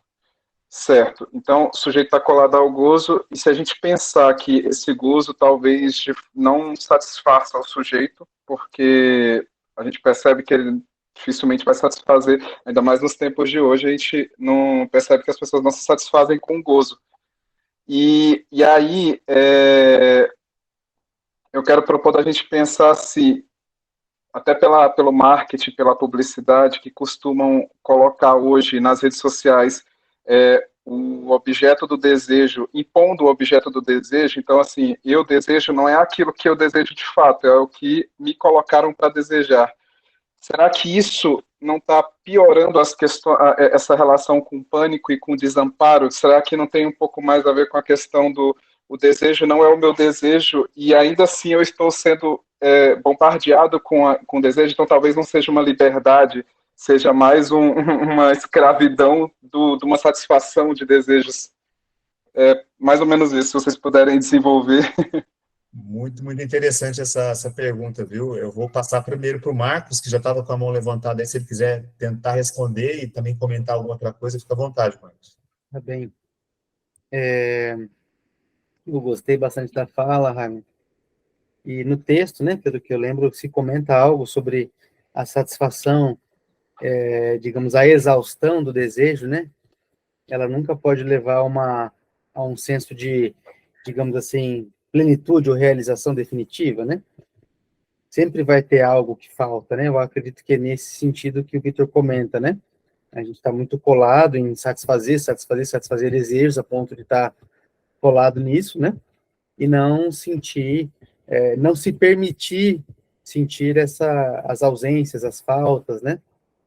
E tudo mais. Enfim, tem uma outra pergunta aqui, vou entrar, já que fica mais na minha área, né? Como iniciar o desmame de um antidepressivo? É possível, né? Então, assim, não tem uma resposta que possa servir para todos os casos, tá? É preciso ver se a pessoa está bem, se ela está tranquila, né? Se ela está nesse momento, né? E o ideal é que esteja em acompanhamento, né? Tanto de psicoterapia como psiquiátrico, né? E a gente vai reduzindo gradualmente a dose. Em geral, a cada 14 dias ou a cada 30 dias, dependendo do fármaco, reduz 50% da dose, até que chega numa dose abaixo da dose terapêutica, digamos assim, mínima, né? Vamos supor, a dose terapêutica mínima da fluoxetina é 20 miligramas, depois a gente chegou em 10, ou seja, já está numa dose menor do que a dose terapêutica, e a pessoa continua bem. Aí, nesse momento, a gente suspende, né? Mas vai fazendo essa redução. Alguns fármacos é mais difícil do que outros, porque eles têm um tempo de ação, a gente chama de meia-vida em farmacologia, mais curto, como a venlafaxina, desvenlafaxina. Então, é preciso ainda um cuidado maior para que não haja esse rebote, né, essa piora dos sintomas. E eu levantei a mão, inicialmente, para fazer uma pergunta, na verdade, né? Uma pergunta para o Vitor, para o Bruno, para quem também se sentia aí de comentar, a respeito desse conceito, porque eu não tenho tanta familiaridade assim, mas é o chamado conceito de o nome do pai. Isso não ficou tão claro para mim, mas me despertou algumas curiosidades, assim, eu queria que falasse mais sobre isso.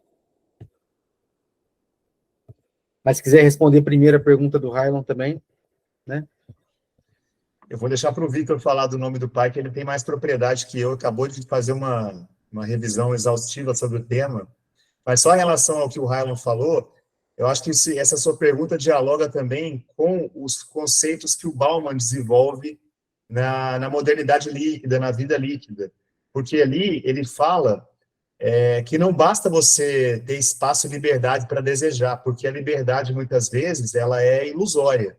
Você precisa estar inserido na sociedade de consumo. Se você não tem dinheiro para consumir, você acaba tendo uma ideia de que é livre, mas não é tanto assim. E o Vitor falou um pouco disso anteriormente também, mas passo a palavra para você, Vitor. Só tem que abrir o seu áudio de volta aí. Desculpa, gente. Vou tentar ser breve também. Eu gostei da articulação do Rylon, né? E concordo, né? Assim, há um certo apelo, e o Lacan, ele descreveu isso, ele chamou isso, ele chegou a falar sobre o discurso do capitalista, né? É um discurso, o Lacan ele elabora 4 discursos, depois elabora um quinto, que é o discurso do capitalista. E ele trabalha um pouco essa ideia dessa oferta, né, de que nós poderíamos sim conseguir efetivamente agarrar o objeto. Esse objeto A, né, essa falta, a gente conseguiria de fato ter um gozo total, né? E o que a gente aprende na psicanálise é que toda pulsão é parcial. Toda pulsão é parcial, né? Toda pulsão busca uma satisfação e toda pulsão é parcial. Sempre vai faltar alguma coisa, né? Então, claro, de alguma forma, assim, esse discurso, né, e o que a gente vive hoje, promete algo, né, e a gente cai nisso, né? Quer dizer, o consumo, no fundo, é isso, né? A compulsão trabalha muito com essa ideia, né? Ou seja, você acha que você vai saciar comendo, comendo, comendo, fumando, fumando, fumando, bebendo, bebendo, bebendo, cheirando, cheirando, cheirando, né? Você acha que vai conseguir abraçar o objeto, só que o que acontece? O objeto escapa. Aí vem mais uma promessa, escapa de novo, escapa de novo. Só que o interessante é que essa escapada, né, se a gente está, né, no simbólico, no campo do desejo, produz falta. Só que se a gente está no campo do gozo, né, e aí a gente está na pulsão de morte, a gente produz a repetição.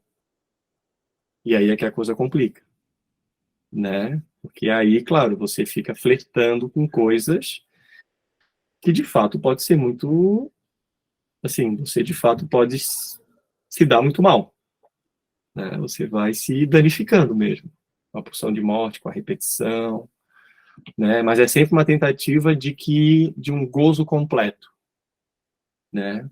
Então essa é a promessa. Então por isso que é importante a lei simbólica, né? Porque a lei simbólica justamente tentaria fazer uma barreira no gozo, né? Que é o que a gente tenta fazer no consultório, né? A repetição, o gozo, isso, porque o gozo também é do registro do real. Por isso que é tão difícil. Também é difícil, né? Tanto é que o Lacan fala, um terceiro Lacan, a clínica do real. Como trabalhar com significantes, com interpretação, numa clínica que é do real. É difícil pensar isso, né? Ele diz algumas coisas sobre o ato analítico, né? Mas, enfim, só para pensar um pouco a importância da lei simbólica, que eu acho que é aquilo também o Bruno está tentando resgatar aqui na fala.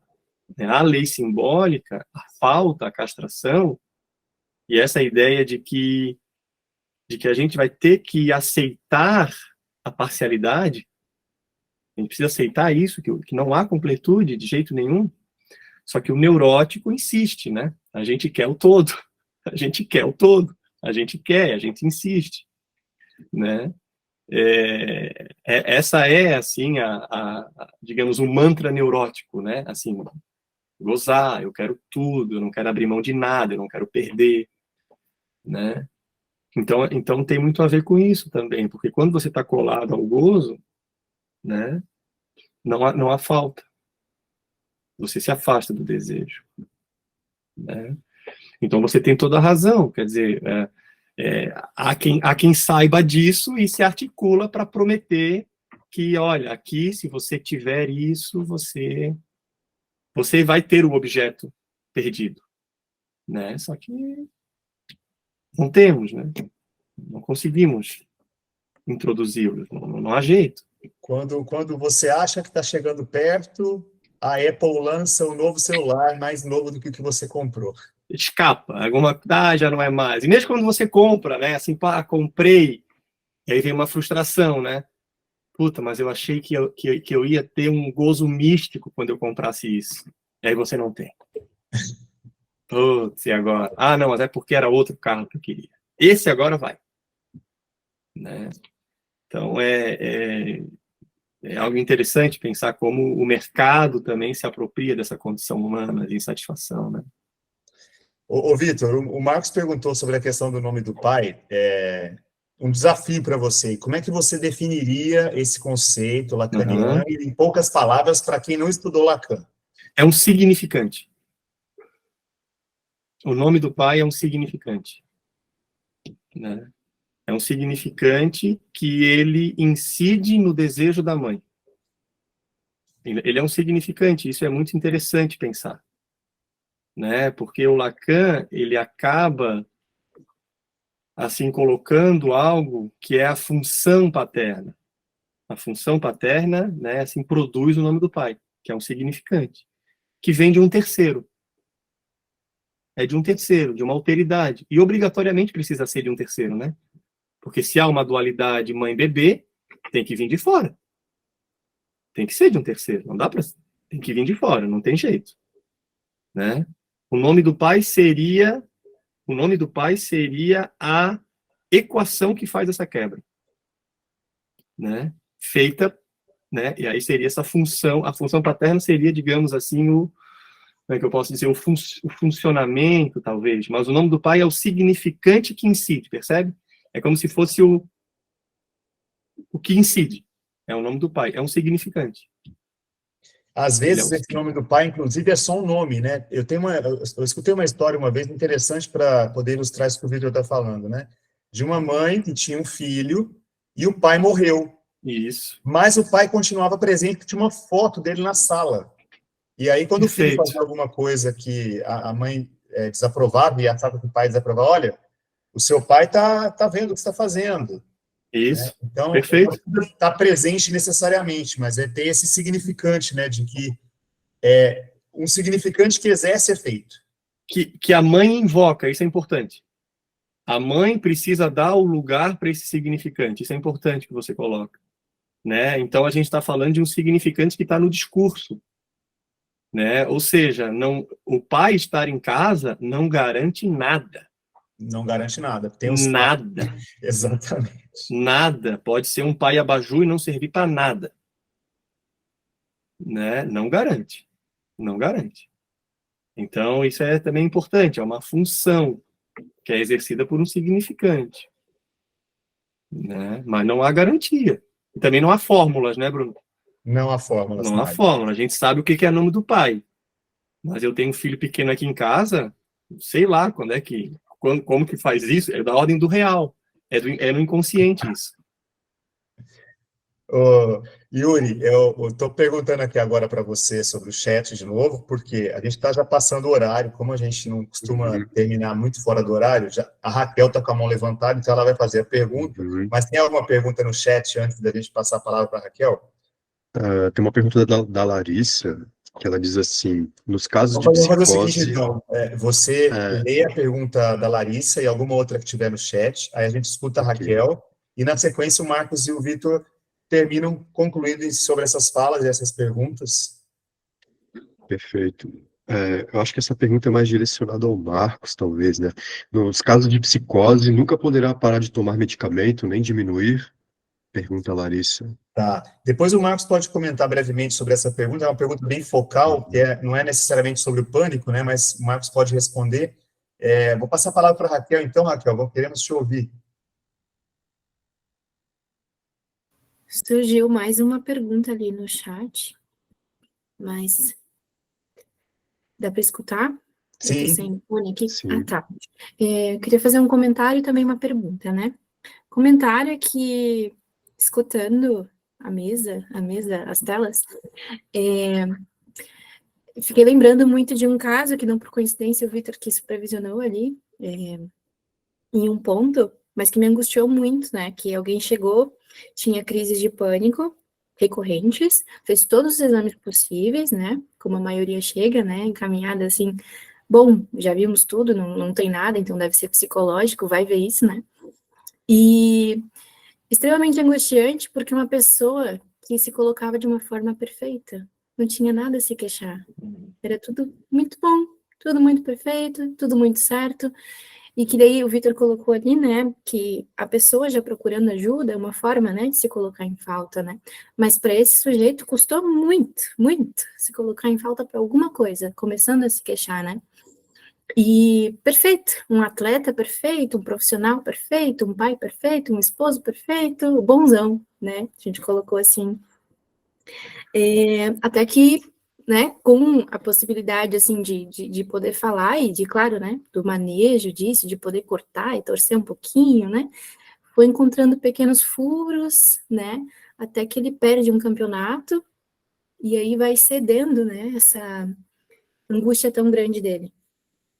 Foi encontrando furos, no caso, assim, mas era tão angustiante de atender, porque o cara era perfeito, era Uhum. o bonzão mesmo. Então, eu lembrei Uhum. muito desse caso, assim, escutando, né, mesmo. Uhum. E uma pergunta que eu gostaria de fazer, que é uma preocupação minha, eu trabalho na saúde pública também, né? E tem muitos pacientes que tomam os benzos, né, os PANs, há muitos anos, 8, 9, 10 anos, e a gente vê, sim, uma fragilidade na memória, né? A gente já pergunta se toma clonazepam, quando a gente percebe isso. Eu sei que tem uma classe unida, né, médica e tudo mais, tem orientações, mas eu queria saber se a ABP tem alguma norma, algo nesse sentido, que norteia, assim, o tempo realmente de uso, principalmente do clonazepam, dos PANs, dos benzos, né? Porque me parece que é uma questão de saúde pública mesmo, muita gente viciada mesmo, assim, viciada, viciada, viciada, a ponto de não querer fazer tratamento, não querer participar de outras modalidades de tratamento, porque só quer a receitinha azul e beleza, né? Então, é bem preocupante, né? Assim, do ponto de vista também de saúde pública. Então, não sei se eu me faço entender, mas gostaria de saber se tem algo, assim, norteador, né, para a classe médica, assim, e psiquiátrica. Obrigada. Raquel, muito, muito importante e rico o seu Uhum. comentário, viu? Obrigado. Eu vou passar essa pergunta que você fez, então, inicialmente para o Marcos. Aí, Marcos, você já pode fazer os seus comentários finais, e depois o Vitor também tá para fazer os comentários finais dele. Tá. Então, vou responder primeiramente a pergunta da Raquel aqui, então, né? Há uma recomendação, sim, de que esses medicamentos não sejam usados por tempo superior a 2 meses. Nossa. Assim, considera-se de 4 a 8 semanas o período para que a pessoa já não esteja mais precisando usar. É para crise mesmo, né? Tirando essa aplicação para crise, né, para o pânico e tudo mais, tem outras aplicações, como na abstinência de álcool, por exemplo, né? Em alguns quadros convulsivos, tem alguns benzodiazepínicos que podem entrar, de epilepsia, mas qual o principal problema, né, que a gente vê no abuso e na dependência dos benzodiazepínicos é que muitas vezes, infelizmente, eles são prescritos para insônia crônica, e a pessoa começa a usar e aí é uma caminhada eterna, né?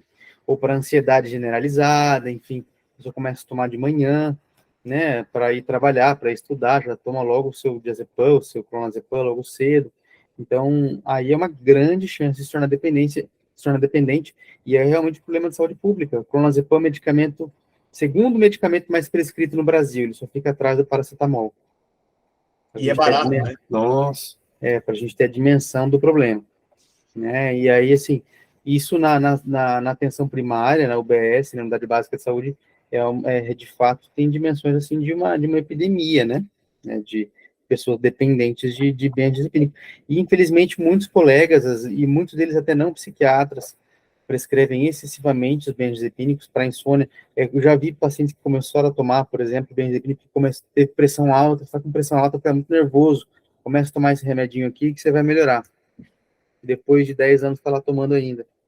Né? Então, é difícil.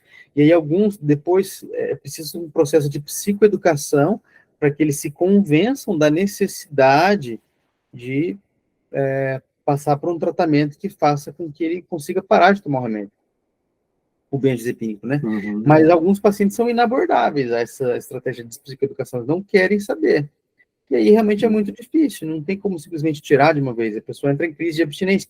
Como ele é um depressor do sistema nervoso central, entra numa crise de abstinência semelhante à abstinência alcoólica, por exemplo, que é uma crise bem grave, né, de abstinência. Então, se a pessoa não tem minimamente, digamos assim, um desejo aí, né, de fazer essa caminhada e conseguir se libertar desse vício, digamos assim, dessa dependência, não há muito que se faça, né?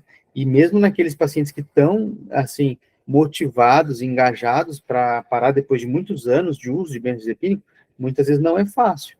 É preciso outras estratégias, às vezes tem que usar antidepressivos, outras coisas para auxiliar nesse processo de desmame, por exemplo, né, por um tempo, para que a pessoa tolere o mal-estar dessa retirada, e é uma retirada bem gradativa, né, mas é possível. Mas a pessoa tem que querer. Se a pessoa não quiser, não há muito que a gente consiga fazer. Vai usar até o fim da vida mesmo, né, uma vez que a dependência está instalada. E é uma dependência complicada, né, porque, digamos assim, de medicamento legalizado, né, então isso é um problema no mundo inteiro, né, e no Brasil, nos Estados Unidos, são os países em que isso é mais relevante, né. Aí tinha uma outra questão, né, que é a questão das psicoses, né, que é se não pode parar de tomar medicação, certo? Aí depende muito de cada caso, sabe? Depende muito de cada caso. Agora já até sumiu a pergunta aqui, acho que teve mais algumas outras perguntas. É Larissa, né, que perguntou? Enfim, Isso, a Larissa perguntou, no caso das psicoses, nunca poderá parar de tomar medicamento, nem Isso. diminuir? Então, nem toda psicose é esquizofrenia, é importante que se diga, né? Por exemplo, existem quadros de depressão com sintomas psicóticos, existem psicoses breves, né? Enfim, tem vários quadros em que é possível, sim, ficar sem medicação, né? Mesmo a pessoa já tendo algum sintoma, já apresentando alguma manifestação, digamos assim, psicótica, né? Quando a gente fala numa esquizofrenia ou num transtorno bipolar do tipo 1, que a gente chama, né? Que é aquele que tem crise de episódios de mania, né? Aquela mania de desregular, né? Descarrilhar a vida toda, assim, né? Com as atitudes impulsivas e com o sentimento de grandiosidade, né? E que, na maioria dos casos, tem sintomas psicóticos juntos, né? Então, nesses quadros, de fato, é muito difícil a gente conseguir tirar a medicação, né? Porque a pessoa tende a ter crises novamente, ter episódios graves novamente. Então, é um risco grande que se corre. Ou quando a gente já teve 2, 3 surtos psicóticos, por exemplo, não vale a pena realmente tirar mais o antipsicótico, né?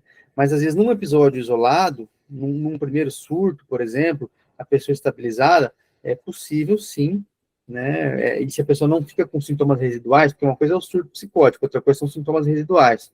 Ela saiu da crise e ela está estável novamente, o psiquismo dela está organizado, está estruturado, a gente pode, sim, pensar em retirada, mas não, ela ficou com algum sintoma residual, ainda tem sei lá, algumas ideias paranoides ali que estão, né, na corda bamba, aí não vale a pena tirar, de fato, né? A gente sabe que é um risco grande da pessoa entrar em surto novamente.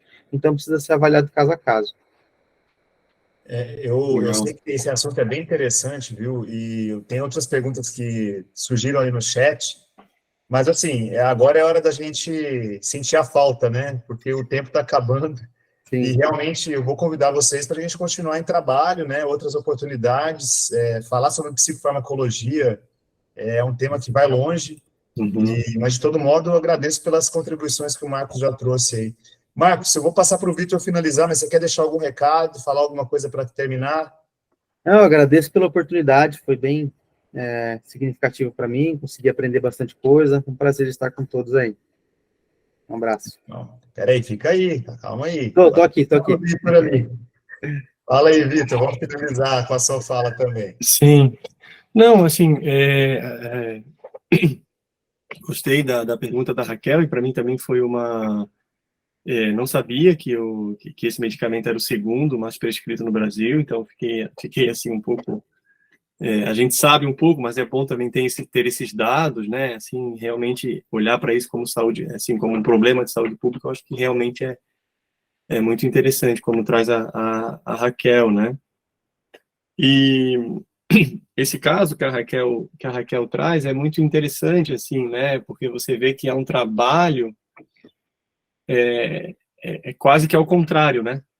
Você faz furos no paciente, né? Como se fosse assim alguém assim num excesso, que é isso que a gente faz quando tem um excesso, né? Você precisa fazer furos para que e esse furo em algum grau é a falta, né? A falta que faz com que o sujeito se reorganize, né? Comece a gravitar em torno do desejo, não mais em torno do gozo, né? Assim, mas é interessante pensar isso, né? Assim, que seria um trabalho mais de furo, né? Assim, então acho que isso é um olhar bem psicanalítico assim do fenômeno. Eu também queria agradecer, né? Assim, acho que foi bem produtivo, aprendi bastante também estar com vocês aqui, conhecer o Marcos, né? Assim, estar aqui na presença do Bruno. Agradecer aí pela noite, pelo diálogo, né? Eu acho que foi bem legal, bem produtivo, assim, né? É isso. Bom, eu finalizo também agradecendo a vocês dois, Marcos, Vitor, a todos vocês que se conectaram conosco, que fizeram perguntas, participaram, ao Yuri que moderou o debate. Tem até uma pergunta ali da Luzia, né, sobre a questão da concepção de Deus e da religião de uma forma geral, se pode entrar no conceito em nome do Pai. Luzia, depois, se você quiser mandar uma mensagem no privado, tem um grupo, um seminário que vai começar sobre essa questão de psicanálise e religião, e assim, tem muita coisa para falar sobre isso daí. E eu lamento a gente não ter tanto tempo aqui para poder explorar um pouco mais das questões. De todo modo, esse encontro vai ficar gravado. Quem se interessar depois em conhecer aí um pouco mais do trabalho do Marcos, do Vitor, também tem os Instagrams deles ali na chamadinha que eu fiz lá no meu Instagram para esse evento. E é isso aí, pessoal. Uma boa noite. Nós encerramos por aqui. E foi muito legal, muito, muito proveitoso. Adorei estar com vocês também. Forte abraço para todos. Valeu.